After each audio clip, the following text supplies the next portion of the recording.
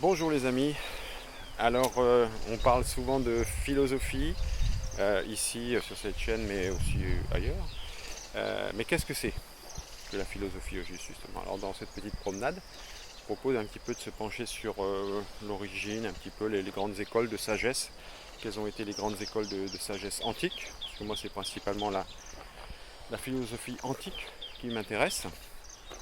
Alors à l'origine on pense que c'est Pythagore qui aurait inventé le mot philosophie, justement à la fin du 6e siècle avant Jésus-Christ. Ça vient de philos, hein, celui qui aime, et sophia, qui signifie la sagesse. Donc philosophe, c'est celui qui aime la sagesse. C'est un désir qui pousse à rechercher sans cesse la voie de la sagesse en toutes circonstances. Hein, donc c'est ça le philosophe qui tend vers la sagesse, sans jamais y arriver peut-être. Donc Pythagore, à qui l'on doit bien sûr le fameux théorème. Il a fondé une école philosophique à l'époque, philosophique, religieuse, scientifique, qui recherchait une sorte d'harmonie morale pour l'homme. Donc dans cette école, on étudiait le... Je ne regarde pas où je vais passer à chaque fois en même temps quand je me balade. On étudiait les mathématiques, l'astronomie, les doctrines orientales, etc. Et donc Pythagore, il a écrit les fameux vers dorés. C'est une série de préceptes moraux qui ont servi de base à la pensée philosophique, notamment celle de Platon. J'en ai d'ailleurs fait une lecture dans la série des grands sages de l'Antiquité. Et il y a une vidéo qui est consacrée à Pythagore. Donc on explique un petit peu sa vie, etc. Enfin rapidement, et surtout ces fameux vers dorés. Donc je vous mettrai le lien dans la description, si ça vous intéresse. Donc la philosophie, comme chacun sait, est née en Grèce. Et on dit que les Grecs l'ont inventée en découvrant la subjectivité et la liberté. Ah, liberté, une notion importante. Donc je parlais tout à l'heure de l'école pythagoricienne, mais en fait il y avait bien sûr de très nombreuses écoles, hein, toutes plus intéressantes les unes que les autres. D'ailleurs, on a gardé les noms de certaines aujourd'hui, par exemple l'Académie de Platon, le lycée d'Aristote, le jardin, bon, des épicuriens, et le portique des stoïciens, stoa qui signifie portique. Et puis il y avait aussi ceux qui préféraient vivre comme des chiens. Oui, c'était les cyniques, hein, du grec cynikos, qui veut dire chien, quoi. Vous savez, les cynophiles, la brigade cynophile, ceux qui aiment les chiens, les cynophiles, etc. Donc le plus célèbre des cyniques, c'était Diogène, hein. Tout le monde connaît au moins deux noms, enfin il y en a eu plusieurs. Bon, en tout cas, tous ces amoureux de la sagesse, ils cherchent la vérité en fait. Ils cherchent à dire la vérité, mais sans prétendre justement la détenir. Plein de trucs qui pendent ici, il faut que j'évite tout le temps. Sans prétendre la détenir ou sans dire que ce soit vraiment la vérité. En fait, c'est une quête sans fin, un petit peu comme la vraie démarche scientifique, hein, où une vérité scientifique est irréfutable à un moment donné et remplacée par une autre à un moment donné qui la réfute ou la corrige ou dans le meilleur des cas la complète. C'est un effort, hein, sans cesse renouvelé. D'ailleurs, c'est même un effort commun. C'est ça la connaissance humaine, hein. C'est un petit peu tout le monde qui travaille dans ce sens-là. C'est une tension vers quelque chose qui nous anime vers la découverte, la compréhension du monde, la vérité, hein. On n'atteint jamais vraiment le but, hein. Ou alors si on atteint le but, on se dirige immédiatement vers un autre but, un autre objectif, forcément, hein. Il n'y a pas de...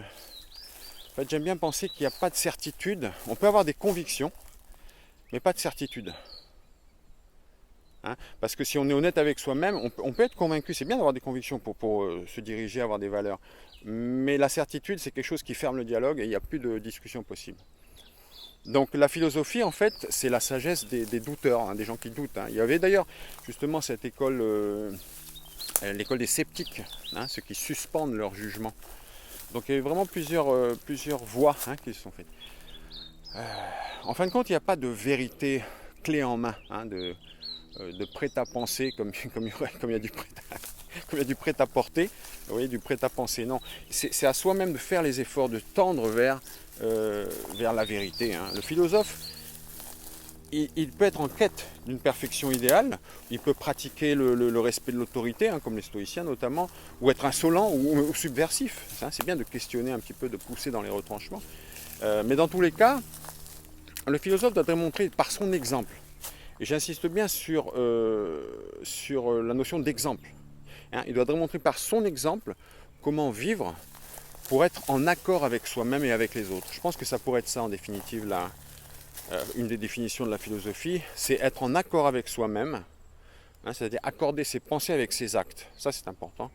Être cohérent avec soi-même et donc du coup cohérent avec les autres. Hein.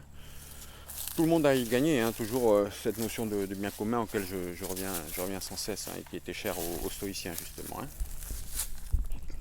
Donc pour conclure, le philosophe, c'est vrai que le philosophe a un souci de soi. Mais attention, c'est pas de l'égocentrisme ou de l'individualisme forcené, hein, c'est une pratique, c'est un effort, c'est une pratique de chaque instant. Un petit peu comme l'exercice des...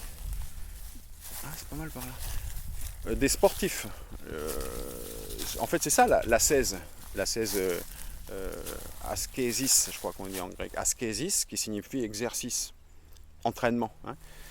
C'est d'ailleurs l'ascèse, justement, qui réunit les différentes écoles philosophiques, comme notamment justement l'épicurisme, le stoïcisme et le cynisme.